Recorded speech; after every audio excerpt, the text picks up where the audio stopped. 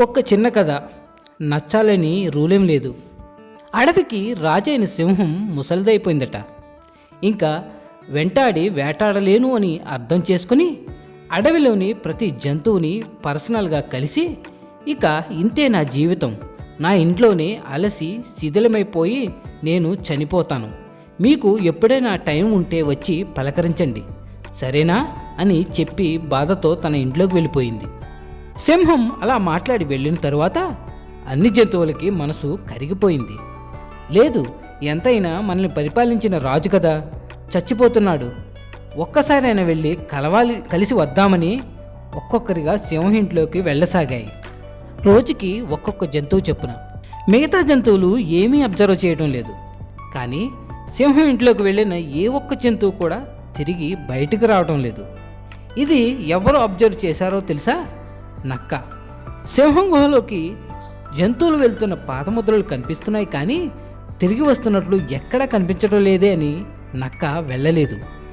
అది చూసి అడవిలోని మిగతా జంతువులు, ఇది చాలా కన్నింగ్ జంతువు, రాజు చచ్చిపోయే ముందు కూడా కనీసం చూడడానికి కూడా వెళ్ళలేదు, చీచీ అని దాని గురించి చాలా చెడ్డగా మాట్లాడుకున్నాయి. అయినా సరే నక్క వెళ్ళలేదు, అది బ్రతికింది. మిగతా జంతువులన్నీ కూడా చచ్చిపోయాయి. ఈ మొత్తం కథలో మీరు తెలుసుకోవాల్సింది ఏమిటో తెలుసా? ఎవరు నీ గురించి తప్పుగా అనుకున్నా పర్వాలేదు, కానీ మీకు ఏదైతే మంచిగా అనిపిస్తుందో అదే చేయండి. Do what is best for you. అర్థమవుతుందా? అర్థమైతే పాటించండి, అర్థం కాకపోతే ఆలోచించండి. ఇక మంచి మాటలకు వెళ్దామండి. ఒంటరితనం కూడా ఒక అదృష్టమే. ఎందుకంటే బ్రతుకుపై ఆశ ఉండదు, చావంటే భయము ఉండదు, కాదంటారా? కావాలన్నా తిరిగి రానిది గతం, వద్దనుకున్నా వచ్చేది మరణం, ఎంత ఉన్నా చాలనిదే ధనం, ఖర్చు పెట్టినా కూడా కొనలేనిదే స్నేహం. జీవితంలో కొందరు దెబ్బల వల్ల నొప్పి తెలియదు, కానీ దారి తెలుస్తుంది, కాదంటారా? ప్రేమ ఉన్న చోట అహం ఉండకూడదు, స్నేహం ఉన్న చోట విలువలు అడ్డు రాకూడదు, బంధం ఉన్న చోట ధనభేదం ఉండకూడదు, అలాగే బాధ్యతలు ఉన్న చోట బరువు అనిపించకూడదు. అర్థమైందనుకుంటా.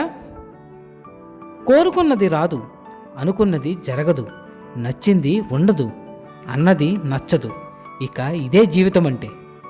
వ్యాధి లేని శరీరం, అలాగే వేదన లేని మనస్సు, ఇవే మనిషికి తరగని ఆస్తులు.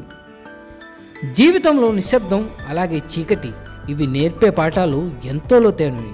ఎందుకంటే నిశ్శబ్దం ఎప్పుడు కూడా నిజాన్ని చెప్తుంది, ఇక చీకటి మన అనుకున్న మనుషుల యొక్క నిజస్వరూపాన్ని చూపుతుంది. ఎప్పుడు కూడా అతి స్నేహం, అతి ప్రేమ, అతి చనువు మనశ్శాంతికి హానికరం. అతిగా అనుబంధాలు పెంచుకుంటే అదే స్థాయిలో బాధను కూడా భరించాల్సి ఉంటుంది. గుర్తుంచుకోండి. నిజం బాధను కలిగిస్తుంది, అబద్ధం ఆనందాన్ని కలిగిస్తుంది. కానీ ఆనందపడేవారు బాధపడే రోజు తప్పకుండా వస్తుంది, అలాగే బాధపడేవారు ఆనందపడే రోజు తప్పకుండా వచ్చి తీరుతుంది. భగవంతుడు నీకు కష్టాలు ఇచ్చేది నిన్ను బాధ పెట్టడానికి కాదు, ఎంతమంది నీతో నిజాయితీగా ఉన్నారో, అలాగే ఎంతమంది నటిస్తున్నారో అని నీకు తెలియజేయడానికి మాత్రమే. గుర్తుపెట్టుకోండి. భర్తలను మోసం చేసే భార్యల యొక్క ప్రవర్తన ఎలా ఉంటుంది అంటే, వారు తమ భర్తను ఎన్నడూ కూడా గౌరవించరు. వారిని ఎంతో చులకనగా చూస్తూ అందరి ముందు తక్కువ చేసి మాట్లాడుతూ ఉంటారు. తమ భర్త యొక్క గౌరవాన్ని సమాజంలో లేకుండా చేస్తారు. సమాజం కూడా తమ భర్తని చులకనగా చూసే స్థాయికి వారు దిగదారుస్తారు. భర్త వద్దు అని హెచ్చరించినప్పటికీ కూడా పరపురుషులతో చనువుగా మాట్లాడుతూ ఉంటుంది. భర్త మాటను ఎన్నడూ కూడా లెక్క చేయదు. భర్త తరపు బంధువులను చాలా చిన్న చూపుతో చూస్తుంది. వారికి సేవలు చేసేందుకు ఎంతో చిరాకు పడుతుంది. తమ వైపు బంధువులకు మాత్రం తృప్తిగా సేవలు చేస్తూ మనస్ఫూర్తిగా మాట్లాడుతుంది. ఎప్పుడూ డబ్బుల గురించే, అలాగే అలంకరణ గురించి మాత్రమే ఆలోచిస్తూ ఉంటుంది. తనకు కావలసిన సదుపాయాల విషయాల్లో ఏమాత్రం లోటు కనిపించినా దూషిస్తుంది, అలాగే దుర్భాషలాడుతుంది. అంతేగాని అర్థం చేసుకునే మనస్సు, ప్రేమించే హృదయం వారికి ఎప్పటికీ ఉండదు. అలాంటి వారు భర్త పట్ల ఎప్పుడు కూడా అసంతృప్తిగానే ఉంటారు. జాగ్రత్తగా ఉండండి. ఈ సమాజంలో నమ్మేంత మంచివాళ్ళు లేరు, అలాగే నమ్మలేనంత చెడ్డవాళ్ళు లేరు. ఈ రోజుల్లో అవసరానికి తగ్గట్టు మారడమే మనిషి లక్షణంగా మారింది, కాదంటారా? సమయం, ఆరోగ్యం, అలాగే బంధం, వీటి మీద ఏ ధర కూడా రాసి ఉండదు. కానీ అవి కోల్పోయిన తర్వాత మాత్రమే వాటి యొక్క విలువ తెలుస్తుంది. అర్థమైందనుకుంటా. కట్న కానుకలను ఘనంగా తెచ్చే భార్యను కోరుకోకండి. కష్టాలు ఎన్ని ఎదురైనా కూడా కడదాకా తోడుండే భార్యను కోరుకోండి. అప్పుడే మీ జీవితం ప్రశాంతంగా ఉంటుంది. గుర్తుంచుకోండి, ఎదురుగా ఉన్నప్పుడు పిలిచే పెదవి కన్నా కూడా దూరంగా ఉన్నప్పుడు తలిచే హృదయమే గొప్పది, కాదంటారా? కొన్నిసార్లు 3 పూటల అరిటాకులో అన్నం పెట్టేవాడి కంటే కూడా ఒక్క పూట బంగారు పళ్ళెంలో విందు భోజనం పెట్టేవాడే గొప్పవాడవుతూ ఉంటాడు, అవునా?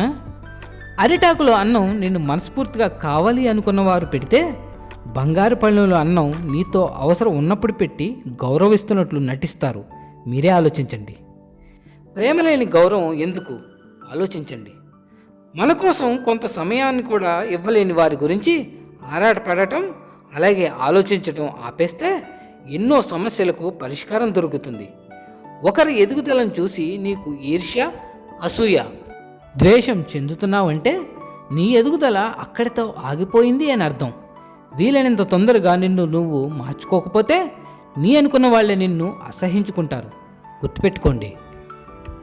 అందరూ అంటూ ఉంటారు, డబ్బు అనేది ఇద్దరు మనుషుల్ని విడదీస్తుంది అని. కానీ అది నిజం కాదు.